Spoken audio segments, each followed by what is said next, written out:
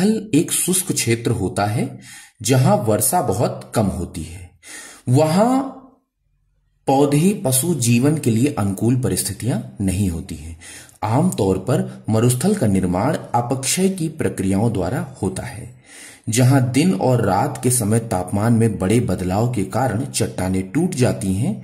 और अगर हम देखें कि विश्व के केवल 20% मरुस्थल रेतीली होते हैं। मरुस्थल के प्रकार में अगर हम चर्चा करें तो रेतीली मरुस्थल, चट्टानी मरुस्थल, ठंडी मरुस्थल, कठिन स्थल के मरुस्थल, ऐसे मरुस्थल देखने को मिलते हैं।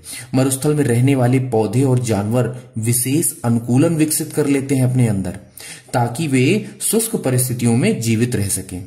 उदाहरण के लिए कुछ पौधे लंबी जड़ों वाले हो जाते हैं, जिससे कि जल वो प्राप्त कर सकें, उन्हें पानी पहुंचाने में मदद मिल सके। और कुछ जानवर दिन के समय गर्मी बचने के लिए अपने बिलों में या अपने घर में बनाए हुए रहने लगते हैं और रात में वो निकलते हैं, इसीलिए वो रात्रिचर प्राणी हो जाते हैं, नॉकचर्नल हो जाते हैं। मरुस्थल का हमारे जीवन में बहुत महत्व है, क्योंकि वे विभिन्न प्रकार के पौधों और जानवरों के लिए घर हैं और वे जलवायु को विनियमित करने के महत्वपूर्ण भूमिका निभाते हैं। इसलिए मरुस्थल भी हमारे लिए महत्वपूर्ण है।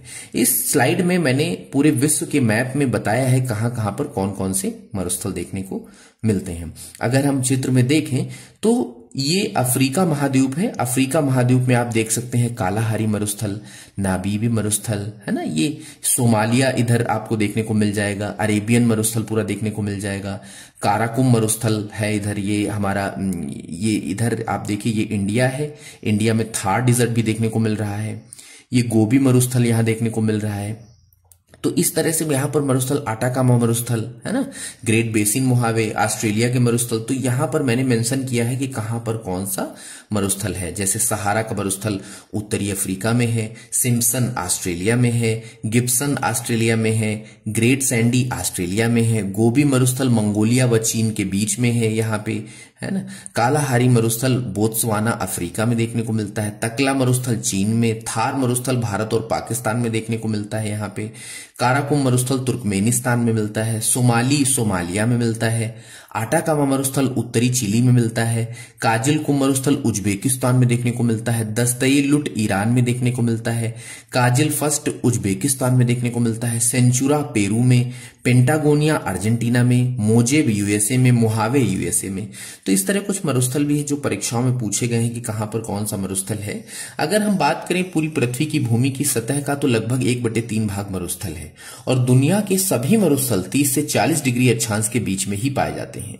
ठीक है, तो इस तरह से मैंने इसमें कुछ क्वेश्चन भी मेंशन कर दिए हैं। जैसे थार का नाम थुल से लिया गया है, अर्थ होता है उसका रेत का टीला।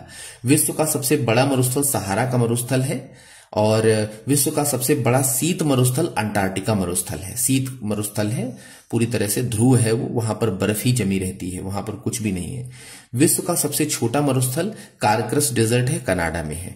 यूरोप में कोई मरुस्थल नहीं है। एक ऐसा भी महाद्वीप है जो कि जिसमें कोई मरुस्थल नहीं है, वो यूरोप में है। तो इस तरह से मरुस्थल से जो प्रश्न बन सकते तो दोस्तों मैंने कवर कर लिए हैं। आशा करता हूं आपको पसंद आया होगा और अगर ये स्लाइड पसंद आई है तो प्लीज स्क्रीनशॉट ले लीजिएगा, सेव कर लीजिएगा, अध्ययन करिएगा और शेयर भी कर दीजिएगा अपने दोस्तों से। बस यही रिक्वेस्ट है, आप शेयर जरूर करते रहे कंटेंट को, जिससे कि मेरा भी उत्साहवर्धन होता रहे। लाइक और शेयर, दैट्स इट। ठीक है, थैंक यू सो मच दोस्तों।